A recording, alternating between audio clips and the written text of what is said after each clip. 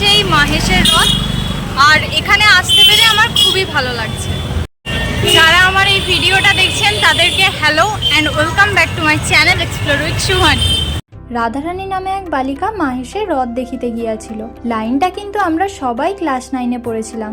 বঙ্কিমচন্দ্রের লেখা রাধারানী গল্পে ছিল লাইনটি। রাধারানী অবশ্য গিয়েছিল মালা বিক্রি করতে, কিন্তু আমি গেলাম সেই ঐতিহাসিক মেলার সাক্ষী হতে। সকাল থেকেই ওয়েদারটা খুব খারাপ, আমিও ঠিক করে রেখেছিলাম যাই হয়ে যাক আজকে যাবই। তো মাহেশ যাওয়ার রাস্তা আপনারা জানেন তো? না জানলে আমি বলে দিই, শুনে নিন। প্রথমে আসবেন শ্রীরামপুর স্টেশন, ওখান থেকে ধরবেন টোটো, বলবেন মাহেশ যাব, ভাড়া 10 টাকা। যদিও রথের জন্য আজ 20 টাকা ভাড়া নেওয়া হচ্ছিল, তবে সেটা ওনারাই বলে দিচ্ছিলেন। এমনিতে 10 টাকা ভাড়া, আজ রথ বলে 20 টাকা নিচ্ছি আমরা সবাই। আমি একটা কাকুকে বললাম, বেশি নেবেন? আমরা তো বাইরে থেকে এলাম আপনাদের এখানে ঘুরতে, দিয়ে উনি আমাদের থেকে 15 টাকা করে নিলেন। আমরাও খুশি, আর কাকুরও প্যাসেঞ্জার হয়ে গেল।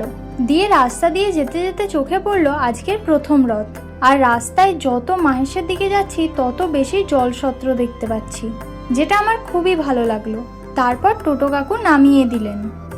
এরপর একটু হাঁটতেই দেখতে পেলাম রথ, যার একধারে মঞ্চ তৈরি হয়েছে। আর এই হচ্ছে আমাদের পশ্চিমবঙ্গের বৃহত্তম তথা বিশ্বের দ্বিতীয় বৃহত্তম আর প্রাচীনতম রথ।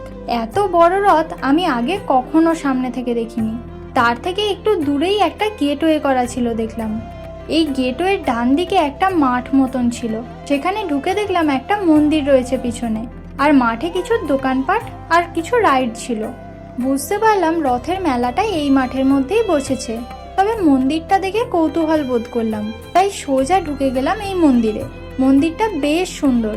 ভেতরে ঢুকে জানতে পারলাম এটা জগন্নাথ মন্দির, এবং সাথে আরও অনেক ঠাকুরের মন্দির রয়েছে একসাথেই।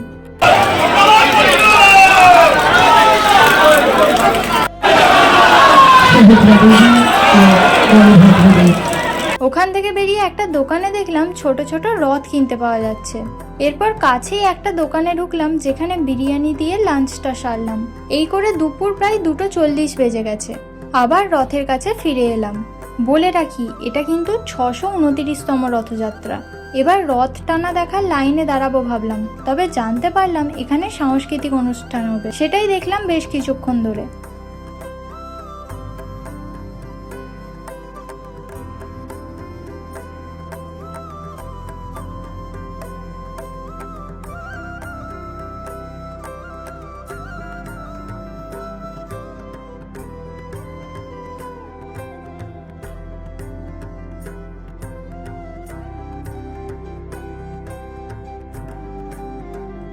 আর আকাশে বেশ কিছু ড্রোন উড়ছিল। আমারও ইচ্ছে আছে একটা ড্রোন কেনার, কিন্তু শুধু শুধু কিনে তো লাভ নেই। পেজ বা চ্যানেলটা আরও বড় হোক, তখন কিনবো একটা ড্রোন। তো প্রায় 2 ঘন্টা চললো সাংস্কৃতিক অনুষ্ঠান। সেটা দেখে ভিড়ের কারণে একটু পিছিয়ে এলাম, কারণ বাইরে থেকে এসেছি, ভিড়ের মধ্যে ফেসে গেলে ট্রেন মিস করব। আর এই কাকু কাজের কাজ করেছেন, কলাও বিক্রি করছেন আর রথও দেখছেন, মানে রথ দেখা কলা বেচা দুটোই হলো। শুনলাম এখানে জগন্নাথ প্রভুর মূর্তিটি নাকি স্বয়ং শ্রী চৈতন্য মহাপ্রভু ছুঁয়েছিলেন। মূর্তিটি নিচের থেকে ওপরে তোলা হলো এইভাবে।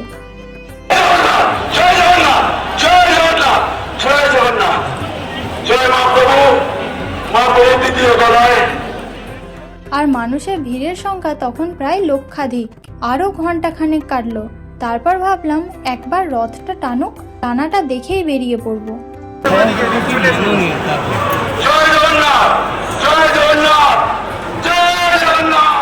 দিয়ে রথ টানলো, ওটা দেখলাম, দেখে বেরোলাম।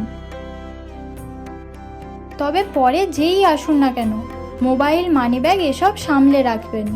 এটা যার সাথেই কথা হয়েছে সবাই আমাকে বলেছিলেন, আর আমি আপনাদের বলে দিলাম। তাহলে আজকের মতন এখানেই শেষ করি। ভালো লাগলে অবশ্যই ভিডিওটাতে একটা লাইক, কমেন্ট, শেয়ার করে দেবেন। আর যারা চ্যানেলে নতুন তারা অবশ্যই সাবস্ক্রাইব করে পাশে থাকা বেল আইকনটাকে ক্লিক করে দেবেন, যাতে আমার সব ভিডিওর আপনারা আপডেট পান। আর ফেসবুক পেজ থেকে দেখলে অবশ্যই পেজটাকে একটা ফলো করে দেবেন। দেখা হচ্ছে আবার পরের ভিডিওতে। আজকের মতন টাটা।